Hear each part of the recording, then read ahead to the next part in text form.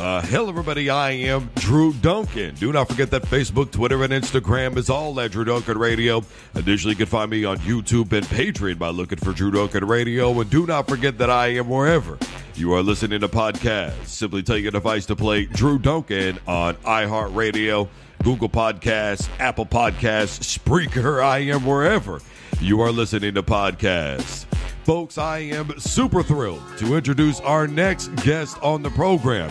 He comes in at 7-0. He recently won a title at the lightweight division in Ohio. He is currently ranked number 7 in the Northeast, number 47 overall in the USA. He is Anthony, the Genius Romero, and he is hanging out with yours truly, Anthony. It is a true treat to have you on the program today. Thank you so much. That was an awesome introduction. I like it. Yeah, you're very welcome, Anthony. And maybe we want to call you Anthony the Comedian, Romero. I saw the video you did when you got the sponsorship for Manscaped. Dude, who came up with that idea, man? Me and my little brother. My little brother has a passion in recording, and he has his own little podcast, Behind the Grind. So he helped record, and we both came up with an idea, and we just went with it. So yeah, me and my little brother Simon.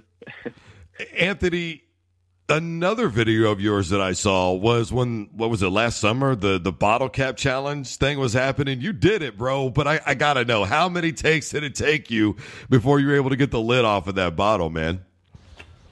Honestly, I think it took maybe like 5 or 6 times. But yeah, it was cool. I kind of wanted to join in that thing going on with. I believe Max Holloway started it, where it got really popular. So I just wanted to join in and try it. And yeah, I know a lot of other people did some cool spinning heel kicks to knock it off and all that. But I just wanted to try it, see what it was like.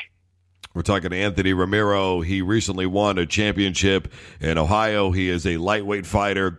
And potentially, we are looking at seeing him at UFC's contest with Dana White. And speaking of which, I mean, you are a lightweight, and there is a who's who in the lightweight division. We're talking about names like Khabib, McGregor, Gaethje. I could go on and on and on. These guys are killers. When you hear those names that are in your division in the UFC, what's the first thing that comes to mind, Anthony? The first thing that comes to mind is that they're all human. They're not monsters. They're not robots.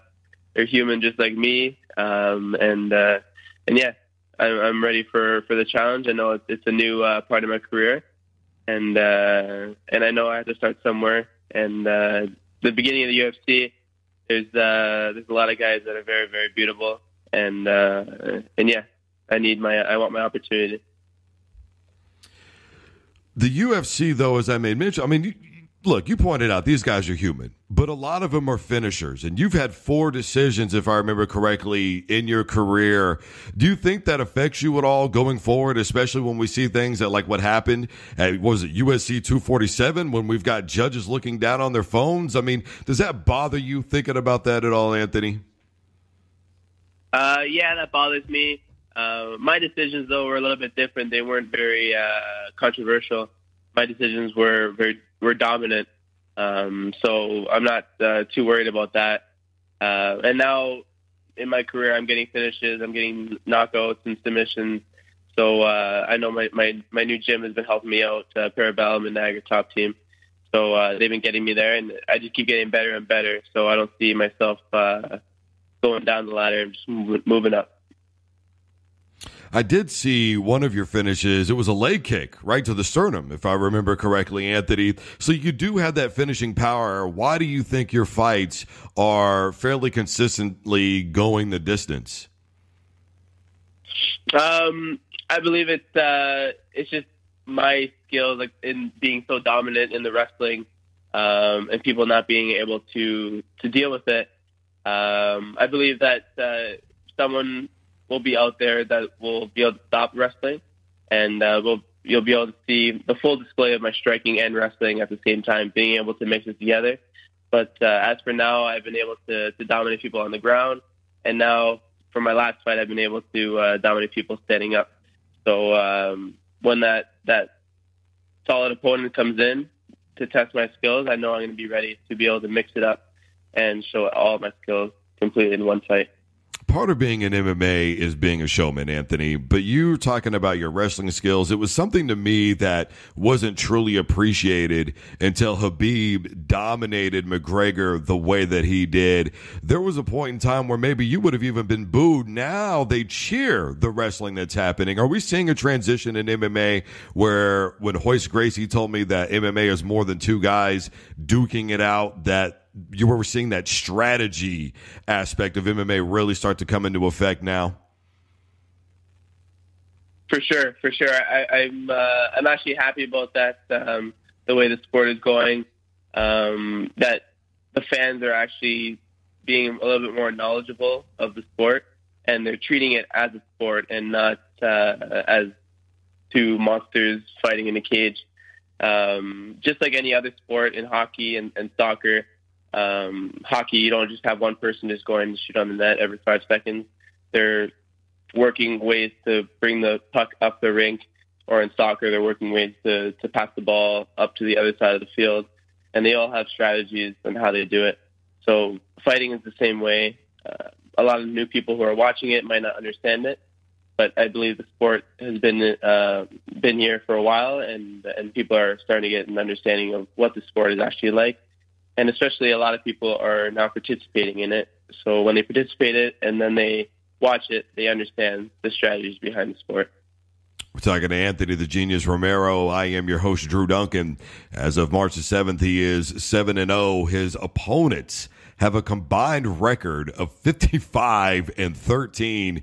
Anthony, what does that say about you that you are going in on some of these big dogs and gatekeepers right now?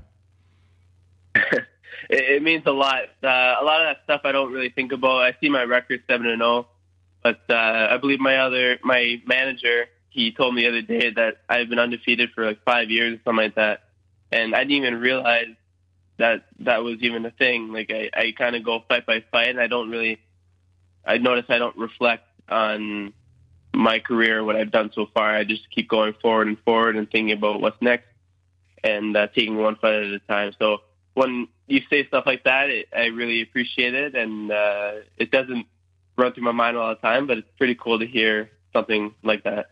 You know, one of the things that I've always said, Anthony, is the numbers don't lie, but they don't tell the entire story either. You don't seem like you're a stats guy. You seem more like get it in there and get it done type guy, though. Yeah, that's my goal. I'm very happy with my last performance. To not take damage, to not get hit with anything, makes me feel very very happy that I'm preserving my body for the UFC. I'm ready for whatever comes my way. What's next for you in the immediate future, Anthony? I'd like to be on the UFC Saskatchewan card. I'm Canadian. I'm close. I'm ready. I'm ready for that next level. There's a lot of lightweights in that division that have a lower record than me, have losses on their record. I'm ready to take them out. I'm ready to put my foot in there, and yeah, I'm ready to go. Does that bother you that there are guys that are where you want to be, and you don't think that their record necessarily reflects who you are as a fighter versus who maybe they are as a fighter? It doesn't bother me. It motivates me. It makes me hungry, and it motivates me to know that I can be there too. If those guys who have lost on their record can be in there, then why can't I? So like I said, UFC Saskatchewan, that's my goal. June 20th, I'm ready to make a mark in the UFC.